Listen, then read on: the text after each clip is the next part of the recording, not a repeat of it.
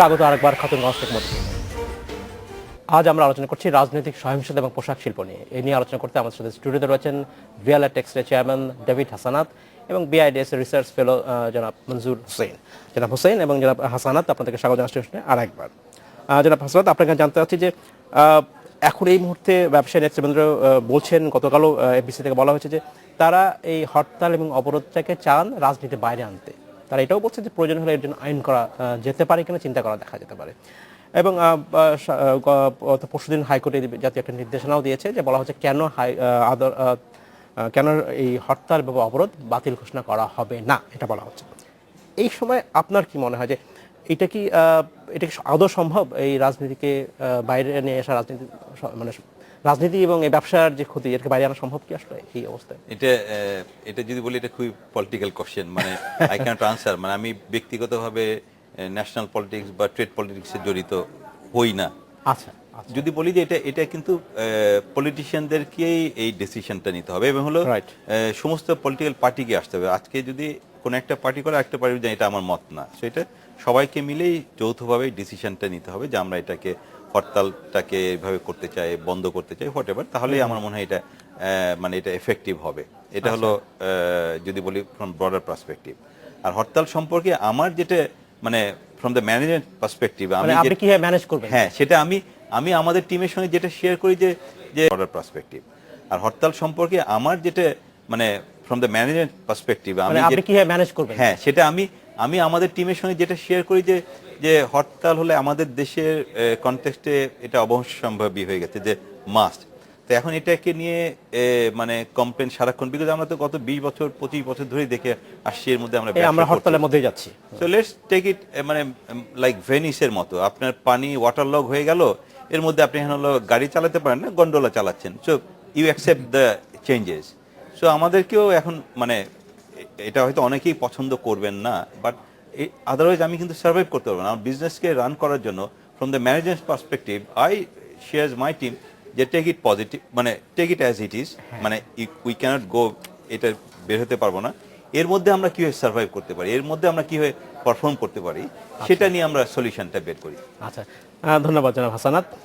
জনাব হোসেন, আপনার কি মনে হয় যে উদ্যোগ এক ধরনের দেখা যাচ্ছে, ব্যবসায়ীরা বলছেন যে হরতাল এবং অবরোধকে রাজনীতি বাইরে রাখা হোক এবং এটাকে নিষিদ্ধ করা হোক, আপনার কি মনে হয় যে এটা নিষিদ্ধ করা যাবে বা সম্ভব? না, প্রথমত তো আমি যেটা বলবো যে হরতাল অবরোধ ডেফিনেটলি ব্যবসা অর্থনীতির জন্য ক্ষতিকর, এটা নিয়ে কোনো সন্দেহ নেই। তাকে বাইরে রাখতে পারলে অবশ্যই ভালো। আচ্ছা, এবং সাথে সাথে এটাও বলতে চাই যে রাজনীতিবিদরাও অর্থনীতিকে প্রাধান্য দিবেন এবং সেটা দেখেই হয়তো রাজনীতি করবেন, করা উচিত ছিল। আমরা সেই লক্ষণ দেখিনি কখনো। এবং সেই ক্ষেত্রে সবচেয়ে বৃহত্তম যে শিল্প খাত, তাদের একটা বার্গেনিং পাওয়ার থাকা উচিত ছিল পলিটিশিয়ানদের সাথে।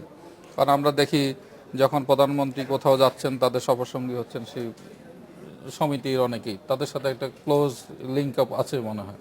কিন্তু তাহলে তারা রাস্তাঘাটে নামতে হবে কেন, প্রশ্নটা এখানে। তার মানে তারাও দিন দিন তাদের গুরুত্ব হারিয়ে ফেলছেন হয়তো বা কোনো কারণে, যেভাবেই হোক। সেই জিনিসটা হলে হয়তো আরো ভালো হতো যে তারা যদি পলিটিশিয়ানদের সাথে একটা নেগোসিয়েশনের পর্যায়ে আসতে পারতেন, তাদেরকে বুঝাতে পারতেন। কারণ পলিটিক্সকে যখন আপনি অর্থনীতির উপরে দিবেন স্থান আর নিচে দিবেন, সেটা নিয়ে একটা ডিবেট থাকেই। পলিটিক্স থেকে অর্থনীতিকে আলাদা করা যাবে না। পলিটিশিয়ানদের সাথে যে ইন্টারেস্ট গ্রুপরা আছে, তাদের সাথে একটা যে বার্গেনিং পাওয়ার তৈরি হওয়ার কথা ছিল, এখন মনে হচ্ছে সেটা অনেকটা ডাই ডাউন হয়ে গেছে। তো এটার পরিপ্রেক্ষিতে আমি বলতে চাই যে হরতাল অবরোধ এগুলো হয়তো নিষিদ্ধ করা যেতে পারে আইনগতভাবে, কিন্তু হয়তো তার অল্টারনেটিভ আরেকটা চলে আসবে। এইভাবে কি সম্ভব? তো না, কারণ এটা তো পলিটিক্যাল ফোর্স, এটা বিশাল ফোর্স বাংলাদেশ অবশ্যই। সুতরাং সেই ক্ষেত্রে যেটা হবে যে আমরা অবশ্যই we hope for the best, কিন্তু অ্যাট দ্য সেম টাইম বলতে চাই যে ক্রাইসিস ম্যানেজমেন্ট স্ট্র্যাটেজিও থাকা উচিত। কারণ তাতে করে হয়তো কিছুটা আমরা একটা মন্দার মধ্যে দিয়ে যাব কিছু সময়, এবং আশা করি যে হয়তো এটা বেশি দিন যাবে না।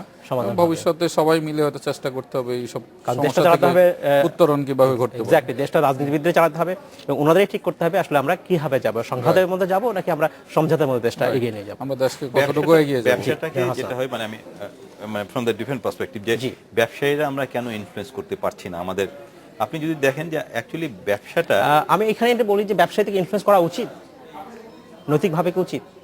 ব্যবসায়ী তো অবশ্যই আপনার ইকোনমির জন্য ব্যবসায়ীদের অবদান আছে, আপনি তো স্বীকার করবেন। অবশ্যই। তো ব্যবসায়ীরা কেন ইকোনমির বেস্ট অফ দ্য ইকোনমি যেটা ভালো মনে করে এটা কেন গভর্নমেন্টের সঙ্গে নেগোশিয়েট করবেন বা ইনফ্লুয়েন্স করবেন? অবশ্যই করতে পারে, অবশ্যই আলোচনা করবে। হ্যাঁ, সমস্যা যেটা হচ্ছে এখানে আপনি যদি দেখেন আমাদের মানে অনেক আগেতে বা বাংলাতে মানে ব্যবসায়ীরা কিন্তু খুব বেশি যদি বলি যে রেসপেক্টেড একটা গোষ্ঠী, এই ধরনের একটা মানে কিন্তু এখনো তৈরি হয়নি। বাংলা শব্দে দেখবেন প্রফিটটাকে বলা হয় মুনাফা, অর্থাৎ আমি প্রফিট করি, আমি মুনাফা খোর। এই যে একটা নেগেটিভ পার্সপেক্টিভ তৈরি হয়ে আছে, হয়তো ব্যবসায়ী সম্পর্কে হয়তো এখন অনেকখানি পজিটিভ পার্টটা এসছে, বাট এটা this is not as positive as any western country, develop country. ওইখানে দেখেন আপনি যদি ইউরোপ আমেরিকাতে বলেন ব্যবসায়ীদের যে ধরনের ইনফ্লুয়েন্স আছে বা সোসাইটি তাদেরকে যেভাবে মানে কনসিডার করে, এটা এই ইনফ্লুয়েন্সটা কিন্তু আমাদের এখানে নাই। সেটা অবশ্যই আমাদের প্রবাবলি সোশিও কালচারের একটা যেটা আমরা বহন করে আসছি, মুনাফাখোর, প্রফিট করা মানে আমি সেই এইটা এখনো আমাদের একটা ব্যবসা যদি সেটা মানে গুড কর্পোরেট গভর্নেন্স মানা হয় একটা সেই ব্যবসায়, এবং সেই তখন নিশ্চয়ই সেই ব্যবসায়ীকে বা সেই ব্যবসায় প্রতিষ্ঠানকে সেই দোষ কেউ দিতে পারবে না। এইখানে দায়িত্ব আসলে সকলের রয়েছে। আমি যদি ভালোভাবে ব্যবসা করি নিশ্চয়ই আমাকে সে হয় কথা বলতে পারবে না। জনাব মঞ্জুর হোসেন, আপনার কাছে একটা জিনিস জানতে চাচ্ছি যে আমরা যে কথা বলছি যে ব্যবসার কথা, আমরা যদি পোশাক খাতের দিকে এগোতে যাই, এখন পোশাক খাতে আমরা রিসেন্টলি যে তাজরিন, তারপর অগ্নিকাণ্ড বা রানা প্লাজা দুর্ঘটনার পরে কিছুটা হলেও ঘুরে দাঁড়ানো শুরু করেছিল। আসলে সেটা কি একেবারে থমকে গেল এখন এই ফলে? আমি মনে করি এটা থমকে যাওয়া উচিত না। যে কমপ্লায়েন্স স্ট্যান্ডার্ড গুলো মেনটেন করে কথা বলা হচ্ছিল দেশের ভিতর থেকে বাইরে থেকে, আমরা বলছি বাইরে থেকে বলছি, আমরা মনে করি এটা প্রয়োজন ছিল, প্রয়োজন আছে এখন। এই সেক্টর তো একেবারে ধ্বংস হয়ে যায়নি। তাদের এই সেক্টরকে নিয়ে এই হরতাল অবরোধে আমরা মনে করি না যে এটাই শেষ। শুধু আমাদেরকে এগিয়ে যেতে হবে, যে পদ্ধতিটা চলছিল সেটাকে কন্টিনিউ করতে হবে, এবং তার মাধ্যমে হয়তো দেখা যাবে একটা সময় এই ক্রাইসিস শেষ হয়ে গেলে খুব রিবাউন্ড করতে পারে। আমরা প্রায় বলি যে আমাদের অর্থনীতি বা আমাদের পোশাক খাত অনেক রেজিলেন্ট, আমরা অনেক কিছু সহ্য করতে পারি। এই সহ্য আসলে আমরা কতদিন করতে পারবো? এটা তো বললাম যে এটা ইটস এ $1 মিলিয়ন কোশ্চেন আপনি যেটা বলেন, বাট আপনার শুধু একটা স্ট্যাটিস্টিক দেই যে ডেসপাইট অল দিস শর্টস, মানে এর আগেও দেখা গেল যে আপনার এই যে হরতাল ছিল, আমাদের বন্যা ছিল, মানে ভেরি ইন্টারেস্টিংলি আমরা যখন আমাদের কাস্টমারের যখন অ্যানুয়াল তাদের রিপোর্টটা বের হয় যে country wise report, Bangladesh is the country, আমাদের হলো on time delivery and right quality goods always number 1 surprisingly. Even China বলেন, অন্যান্য যে কোনো কম্পিটিটিভ কান্ট্রি থেকে বাংলাদেশ, আপনি ইউ ক্যান আস্ক, মানে আপনারা নিজের থেকে এটা চেক করে দেখেন কাস্টমারের দিক থেকে, দেখবেন যে আমাদের কিন্তু আমরা এই যে হরতাল বলেন, বন্যা বলেন, এটা বলেন, তারপরে কিন্তু আমরা অন টাইম ডেলিভারি আমরা সবার থেকে এগিয়ে আছি। So of course this is the resiliency we have, এবং আমরা এই জন্যই সাকসেসটা পাচ্ছি। জনাব হাসানাত, আপনাকে অসংখ্য ধন্যবাদ। জনাব হোসেন, আপনাকে অসংখ্য ধন্যবাদ। আমরা আশা করব যে এই রেজিলিয়েন্স আমাদের পোশাক খাতে থাকবে এবং আমরা এটা দ্রুত এই অবস্থা থেকে বেরিয়ে আসতে পারবো। আপনাদেরকে অসংখ্য ধন্যবাদ। আপনাকে ধন্যবাদ। এই ছিল আজকের মতো খাতুনগঞ্জ থেকে মতিঝিলে। আমাদের সাথেই থাকবেন, দেখা হবে আবারও।